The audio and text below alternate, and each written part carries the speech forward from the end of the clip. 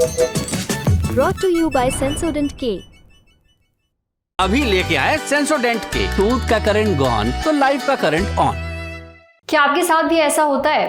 अभी लंच किया या डिनर किया और आधे या फिर 1 घंटे बाद फिर भूख लगने लगी। थोड़ी देर तो आप खुद को कैसे तैसे रोकते हैं और फिर फ़ोन उठाकर कुछ ऑर्डर कर देते हैं, खूब सारा जंक खा लेते हैं, तब जाकर आपका मन भरता है। अब इसमें सारा दोष आपके मन का नहीं है, कुछ ऐसी वजह भी जिम्मेदार हैं जिन पर आपको रत्ती भर शक नहीं है। आज के एपिसोड में एक्सपर्ट से जानेंगे कि खाना खाने के बाद भी कुछ ही देर के अंदर भूख दोबारा क्यों लगने लगती है, किन लक्षणों को देखकर डॉक्टर को दिखाना जरूरी है, जल्दी जल्दी भूख ना लगे इसके लिए क्या खाना चाहिए, सुनिए। खाना खाने के बाद भूख लगने के काफी सारे फैक्टर्स होते हैं। इसमें साइकोलॉजिकल एंड फिजियोलॉजिकल दोनों ही फैक्टर्स आते हैं। अगर हम साइकोलॉजिकल फैक्टर्स की बात करें तो जब आप एक एक्सट्रीम कैलोरी डेफिसिट डाइट पर होते हैं तो हमारी बॉडी में एक हार्मोन होता है ग्रेलिन, जो सेटिस्फैक्शन के लिए रिस्पॉन्सिबल होता है। जब आप एक्सट्रीमली लो इन कैलोरी डाइट खाते हैं तो इसका पूरा जो बैलेंस है वो डिस्टर्ब हो जाता है, जिसके वजह से बार बार भूख लगने का एहसास होता है। इसके अलावा अगर आप बहुत ही स्ट्रेसफुल किसी दौर से गुजर रहे हैं तो भी टू सीक कंफर्ट हम खाने की तरफ देखते हैं। ये साइकोलॉजिकली प्रूवन है, इसीलिए लोग सेटिस्फाइड फील नहीं करते हैं, बार बार कुछ ना कुछ खाने का उनका मन करता है।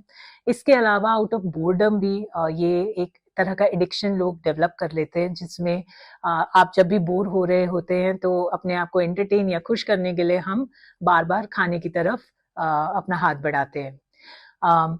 साथ में जो कुछ और लाइफस्टाइल के जो प्रॉब्लम्स होते हैं, जैसे कि आप अगर आपकी नींद पूरी नहीं हो रही है तो भी आपको बार बार भूख लगेगी। आप ठीक से पानी नहीं पी रहे हैं, हमारी बॉडी कंफ्यूज हो जाती है, कई बार हम भी कंफ्यूज हो जाते हैं कि हमें प्यास लगी है कि भूख लगी है। उसके वजह से ड्यू टू डिहाइड्रेशन पानी पीने की जगह हम खाने की तरफ अपना हाथ बढ़ा देते हैं। तो ये जानना बहुत जरूरी है कि आपको प्यास लगी है कि भूख लगी है। फिजियोलॉजिकल फैक्टर्स में हार्मोनल इम्बैलेंस काफ़ी बड़ा रोल प्ले करता है इस कंडीशन में।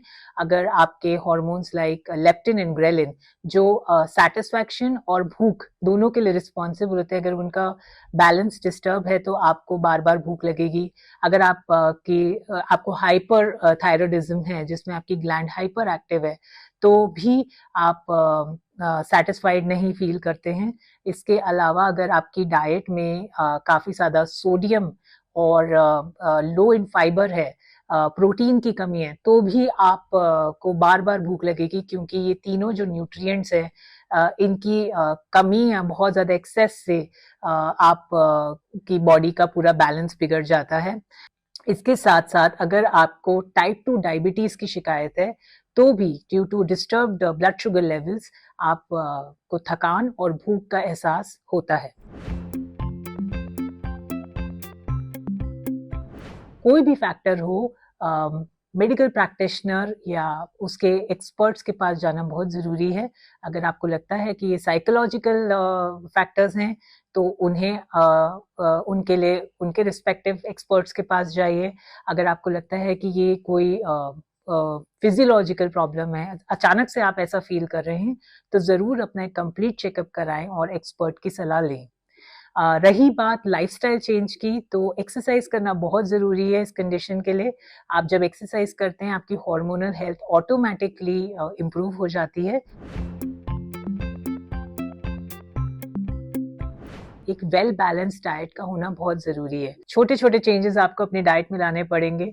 सबसे पहले आपको ये देखना पड़ेगा कि आपकी डाइट में फाइबर की मात्रा कितनी है।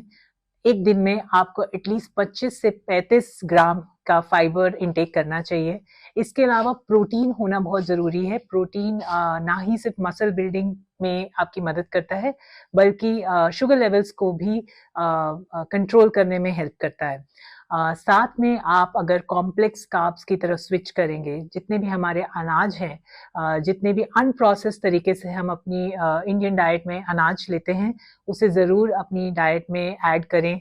सब्जियों का भरपूर मात्रा में इस्तेमाल करें और एक वेल बैलेंस्ड मील प्लान को फॉलो करेंगे और फोकस करेंगे कि आप अपने तीनों meals breakfast, lunch and dinner को एक कंप्लीट अप्रोच के साथ फॉलो करें, तो बहुत आसानी से आप इस कंडीशन, इस इशू को पर कंट्रोल पा सकते हैं।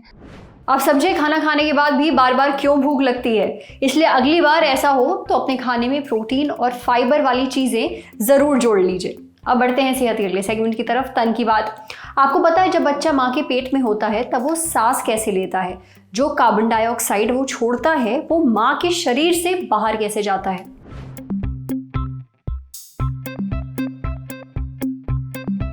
अगर आप 4 से 5 मिनट सांस ना लें तो क्या होगा, शरीर में ऑक्सीजन की कमी हो जाएगी, हो सकता है जान भी चली जाए या इंसान बेहोश हो सकता है। लेकिन एक बच्चा तो माँ के कोख में 9 महीने रहता है और कोख में तो फ्लूइड भरा हुआ होता है। अब ये बात तो आप भी बहुत अच्छे से समझते हैं कि किसी भी फ्लूइड में सांस लेना बहुत ही मुश्किल है। फिर बच्चे को माँ की कोख में ऑक्सीजन कैसे मिलता है, इसका जवाब डॉक्टर तन्या नरेंद्र ने अपने इंस्टाग्राम पोस्ट में दिया है। डॉक्टर तन्या नरेंद्र सोशल मीडिया पर डॉक्टर क्यूट्रस के नाम से भी जानी जाती हैं। अब प्रेगनेंसी के समय शरीर में एक नया अंग बनता है, इसे प्लेसेंटा कहते हैं, और ये गर्भनाल के जरिए बच्चे की नाभि से जुड़ा हुआ होता है। कोख में पल रहे बच्चे को इसके जरिए पोषण भी मिलता है और इससे ही बच्चे को ऑक्सीजन भी मिलता है। यानी जब माँ सांस लेती है तब ऑक्सीजन माँ के खून में घुलकर प्लेसेंटा के जरिए बच्चे तक जाता है और बच्चे के शरीर में बनने वाला कार्बन डाइऑक्साइड इसी रास्ते माँ के खून में वापस जाता है और फिर ये खून फेफड़ों तक जाता है और जब माँ सांस लेती है तब ये सांस के जरिए कार्बन डाइऑक्साइड बाहर निकल जाता है। आपको एक और रोचक बात बताते हैं, इस प्लेसेंटा में कुछ हार्मोन भी होते हैं। ये माँ के शरीर में प्रेगनेंसी के शुरुआती दिनों में एनर्जी के रिजर्व्स बनते हैं और फिर प्रेगनेंसी के दिनों में बच्चे की ग्रोथ में मदद करते हैं। इसके साथ ही ये हार्मोन प्रेगनेंसी के दौरान शरीर में दूध बनाने में भी मदद करते हैं। समझे। अब बारी सेहत के आखिरी सेगमेंट की, खुराक यानी झक्कास सी हेल्थ टिप। शरीर में गुड कोलेस्ट्रॉल को बढ़ाने के लिए एक्सपर्ट्स क्या टिप्स देते हैं, चलिए जानते हैं। जब भी हम कोलेस्ट्रॉल शब्द सुनते हैं डर ही लगता है। डॉक्टर्स कहते हैं कि हाई कोलेस्ट्रॉल आपकी सेहत के लिए खतरनाक होता है। सही बात है, पर कोलेस्ट्रॉल हमेशा बुरा नहीं होता। गुड कोलेस्ट्रॉल भी होता है जिसे HDL कहते हैं, यानी कि हाई डेंसिटी लिपोप्रोटीन। ये कोलेस्ट्रॉल को ऑब्जॉर्ब करता है, फिर इसे वापस लिवर में लेकर जाता है और वहां से शरीर इसे बाहर फ्लश कर देता है। गुड कोलेस्ट्रॉल की अच्छी मात्रा दिल की बीमारियों और स्ट्रोक का रिस्क कम कर देती है। अब गुड कोलेस्ट्रॉल के लिए क्या किया जा सकता है? न्यूट्रिशनिस्ट पूजा मल्होत्रा ने अपने इंस्टाग्राम पेज पर एक पोस्ट शेयर किया है जिसमें उन्होंने गुड कोलेस्ट्रॉल को बढ़ाने की कुछ बहुत ही आसान टिप्स बताई हैं। पहली टिप, अपनी डाइट में गुड फैट शामिल करिए। गुड कोलेस्ट्रॉल की तरह गुड फैट भी होता है। इसके लिए नट्स, सीड्स, फैटी फिश और सरसों का तेल और ऑलिव ऑयल ले सकते हैं आप। दूसरी टिप यह है कि नियमित रूप से रोज एक्सरसाइज करिए। तीसरी टिप, स्मोकिंग एकदम छोड़ दीजिए। चौथी टिप, पर्पल रंग के फल और सब्जियां खाइए क्योंकि इनमें एंथोसायानिन्स नाम के एंटीऑक्सीडेंट्स होते हैं। पांचवी टिप, अपनी डाइट में ट्रांस फैट अवॉइड करिए, यानी कि जो फ्राइड खाना है उसे अवॉइड करिए। जो पैक्ड चीज़ें मिलती हैं बाजार में खाने के लिए उन्हें अवॉइड करिए। आज सेहत पर इतना ही। अगर आप एक डॉक्टर हैं, हमसे कुछ शेयर करना चाहते हैं तो जो ईमेल आईडी इस वक्त आपको अपनी स्क्रीन पर दिख रही है उस पर हमें एक मेल भेज दीजिए। जाते जाते एक ज़रूरी सूचना, चुनाव आ रहे हैं, जल्दी शुरू होगी चुनाव यात्रा। ललन टॉप चुनाव यात्रा में हम कहाँ पहुँचे, बताइए आप। क्या है आपकी लोकसभा सीट का नाम और क्या है कवरेज की वजह? वो कौन से फैक्टर्स हैं जो आपकी सीट को बनाते हैं खास? मेरी सीट मेरा फैक्टर, भेज दीजिए मेल chunav@lalontop.com पर। सूचना समाप्त, शुक्रिया।